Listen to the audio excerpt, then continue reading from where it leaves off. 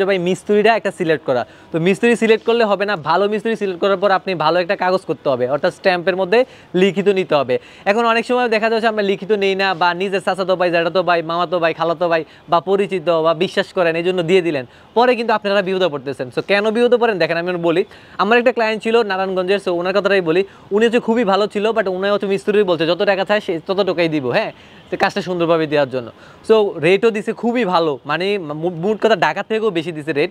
তারপরেও মিস্ত্রির কাজ দেওয়ার পর মিস্ত্রি যেটা করছে, হ্যাঁ, নিচের বিম করার আগেই উনি হচ্ছে 2-3 লাখ টাকা নিয়ে চলে গেছে। অর্থাৎ যে আমি হিসাব করে দেখলাম যেই টাকা সে পাওয়া তার থেকে ডাবল, 1-1.5 লাখ টাকা ডাবল সে হচ্ছে নিয়ে চলে গেছে ক্লায়েন্টকে, যে ভাই একটা কন্ট্যাক্ট করে নেন বা আপনি লিস্ট করেন কতটুকু কাজ হলে কতটুকু টাকা দিবেন, এটা একটা লিস্ট করে তারপর টাকাটা দেন। তো উনি বলছে না সমস্যা নেই, বিশ্বস্ত মানুষ, নো প্রবলেম। এই যে বিশ্বস্ত মানুষের কারণে কিন্তু মিস্ত্রিরা আপনাদেরকে ধোঁকা দিয়ে দিচ্ছে। সো এটা কিন্তু আপনার অভিজ্ঞতা আছে কিনা কমেন্টে জানাবেন। অনেকের এই ধরনের অভিজ্ঞতা আছে যে 3 লাখ টাকার কাজ শুরু করছেন, 30 লাখ টাকাও কাজ শেষ হচ্ছে না। কন্ট্যাক্ট করলে হবে না, কন্ট্যাক্টের মধ্যে উল্লেখ থাকতে হবে যে কখন কত টাকা দিবেন, অর্থাৎ বেস করলে এতটুক, ফিলার করলে এতটুক, তারপর হচ্ছে বিম করলে এতটুক, এরকমভাবে পার্সেন্টেজ আগে ভাগ থাকতে হবে। তাহলে কিন্তু আপনার লস হওয়ার সম্ভাবনা কম থাকবে।